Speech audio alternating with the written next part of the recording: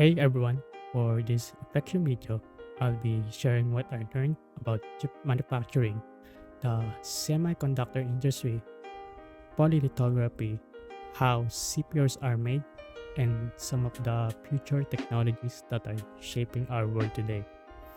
So, when I first heard about this topic, I honestly thought that it was just about electronics or computer parts like, okay, chips are those little squares inside our computers that make them run. So after going through the lessons that make them run and watching the videos, I realized how deep this topic really is. So chip manufacturing is not just about chains and metals. So it's one of the most complex and precise engineering achievements in human history. So it's really fascinating to think that something as ordinary as sand can eventually become the brain of every digital device we use, from smartphones and laptops to electronic cars and even artificial intelligence systems. So learning how this transforms happen really opened my eyes to how interconnected science, engineering, and technology are in shaping the modern world. So let's talk about the Santo Silicon. It's the beginning of a chip. So the journey of a chip starts with something incredibly simple: sand. More specifically, silicon dioxide or silica. So silicon, is actually the second most abundant element in the Earth's crust. But it's not about in but it's not found in pure form. So manufacturers take silica sand and heat it together with carbon at extremely high temperatures to remove the oxygen, leaving behind pure silicon. But pure isn't good enough for chip making. So the silicon used in semiconductors must be almost perfectly pure, so pure that there's only one impurity atom for every 10 million silicon atoms. So that level of precision is almost unimaginable. From there, the silicon is shaped into large crystal cylinders in called ingots or silicon bowls. So these are sliced into thin circular wafers that serve as the base for chips. So the most common wafer sizes are 100 and 150, 200 and then 300 millimeters in diameter. And the bigger the wafer, the more chips you can produce at once. So this part alone made me realize how advanced our material science has become. So the entire structure of a chip depends on the atomic perfection of that crystal. So even if a single particle of dust lands on a wafer during processing, it could ruin the whole batch. That's how delicate the process is. Next, let's talk about the silicon as a semiconductor and all the science behind it. So what makes silicon so special is that it's a semiconductor. It can behave both as a conductor and insulator depending on how it's treated. So pure silicon by itself doesn't conduct electricity, well, because its electrons are tightly bound. To change this, scientists use a process called doping. So this means they intentionally add tiny amounts of other elements like phosphorus or boron to control how electricity moves through it. So phosphorus has 5 outer electrons. So when it's added to silicon, one electron becomes free, making the material n-type or negatively charged.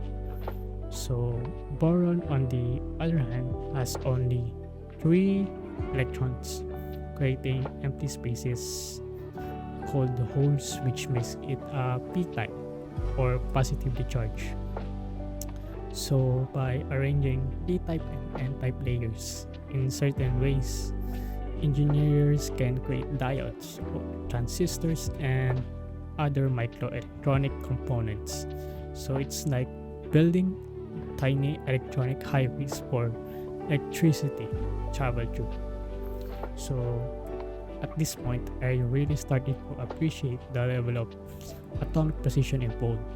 So we're not just about dealing with circuits or wires anymore. We're literally manipulating atoms to make them behave exactly how we want. Next is the building blocks of the digital world, transistors. So now let's talk about transistors, the fundamental building blocks that every chip. So a transistor is basically a tiny switch that controls the flow of electricity. It can be turned on or off by applying a voltage or a gate, which allows current to pass or blocks it entirely. So that switching on and off is what forms the basis of a binary code, the language of all computers, devices, ones and zeros. So every action on your phone, every key press, every image processed by your computer, all of it happens because billions of transistors are constantly switching at incredible speeds. So modern processors can contain tens or even hundreds of billions of these microscopic transistors. So it's insane to imagine how far technology has come from a few transistors 10, 20 in the 1950s to billions squeezed into a space smaller than your fingernail today. So it's also humbling to think that each of these transistors has to be manufactured with atomic precision. So layered one after another through dozens or even hundreds of fabrication steps, and still they work perfectly together. Next is the semiconductor industry, the growth, complexity, and the global impact of this. So learning about chip manufacturing naturally led me to explore the semiconductor industry itself, and it's honestly one of the most competitive, influential industries in the world. So the story goes back to Fairchild Semiconductor in the 1950s. So where the first silicon transistor was made just a few years later, and then companies were already putting multiple transistors into a single chip. So this exponential growth in transistor count became the basis for the Moore's law, named after Gordon Moore, who predicted that the number of transistors on a chip would double roughly every 2 years. So that prediction held true for decades, driving innovation, investment across the entire tech world. So it's why our devices keep getting faster, smaller, and more efficient. But behind that growth are massive challenges that semiconductor industry is incredibly capital intensive. So building a new chip fabrication plant or fab can cost tens of billions of dollars. So only a handful of companies like TSMC, Samsung, and Intel have the resources to do it. And it's not just about money, it's all about geopolitics. Countries like the USA and those in Europe are all competing to secure chip manufacturing for national security and technological independence. So the US is investing heavily to bring chip production back home, while China is rapidly building its own semiconductor ecosystem. So this made me realize how semiconductors aren't just technology components. They're strategic assets. Wherever leads in chip leads in AI, military tech, and the global economy. That's how powerful this industry has become. X is the polylithography and the CPU fabrication. It's all about precision at the atomic level. So there's one process that truly blew my mind. It's polylithography. So this technique that allows us to literally print circuit patterns onto silicon wafers using light. So here's what I learned. A wafer is first coated with a light sensitive material called photoresist, and then ultraviolet light is shown through a mask, a kind of stencil that contains the circuit design. So wherever the light hits, the photoresistor changes chemically. The exposed areas and then develop and etch away, revealing the pattern on the silicon surface. So this process is repeated over and over, sometimes more than 100 times to create all the layers of a modern CPU. And as technology has advanced, the wavelength of the light used has gotten smaller, allowing for finer details. Today's cutting edge chips are used in extreme ultraviolet lithography with wavelengths as small as 13 nanometers.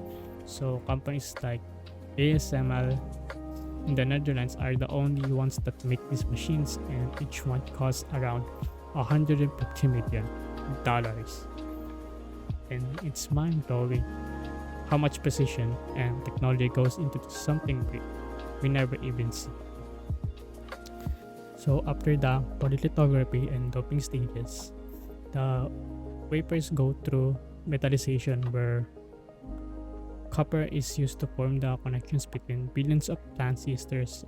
Then comes packaging, where the chips are cut and tested and enclosed in protective cases before being sent out to power everything from phones to supercomputers.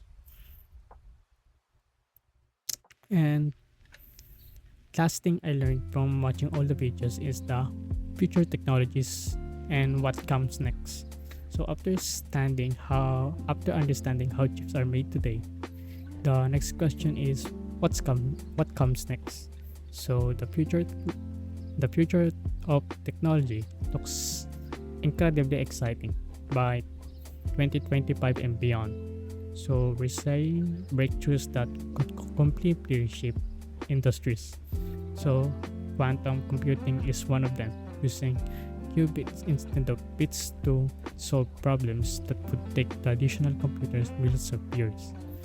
And augmented reality and AI-powered IoT devices are merging the physical and digital worlds, making smart homes, factories, and cities even more intelligent. So edge computing is also one of them. It's reducing latency by processing data closer to where it's generated, and AI robotics is transforming everything from the healthcare to space exploration. And there's also the human augmentation, connecting our brains directly with technology, and it's becoming a real possibility. And it's both exciting and a little scary to imagine how far we might go. So seeing all this made me appreciate how chip technology lies at the heart of every single one of these advancements. So none of these future innovations could exist without the powerful semiconductors being made today. So in the end, learning about chip manufacturing gave me a whole new respect for the invisible technologies that plan to run our world, from sand to silicon, from atoms to algorithms. So every stage represents decades of scientific progress, innovation, and human creativity. So that's it. Thanks for watching my reflection.